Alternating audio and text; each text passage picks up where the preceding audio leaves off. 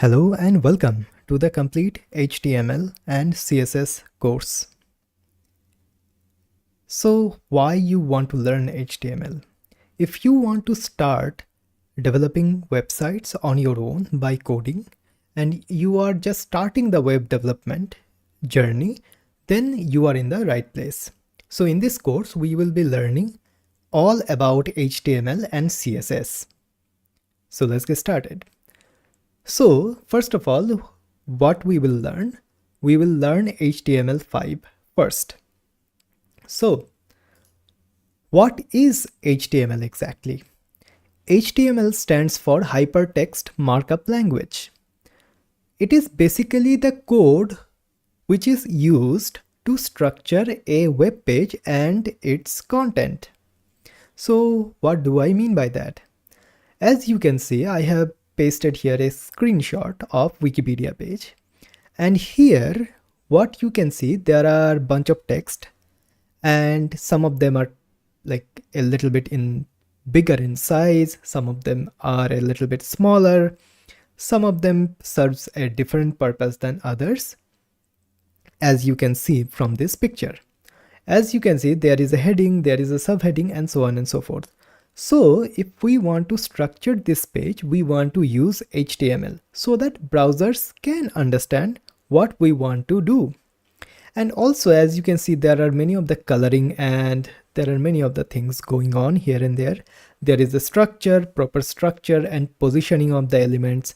There is this logo, or what you call this image inside of the here, and then we have the text surrounding that. So all of that is basically done by CSS with the help of HTML elements.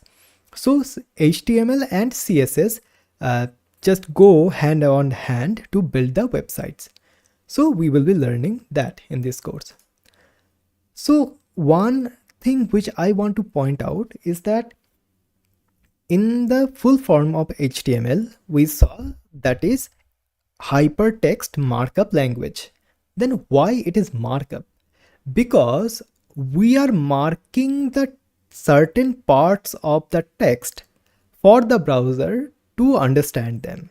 Suppose you are giving an examination inside of like English examination, suppose, and you are writing a paragraph, and when the examiner is checking your paper, he or she can mark certain things like, hey, there is a spelling mistake, or this was good, or something like that. So the teacher is marking the document.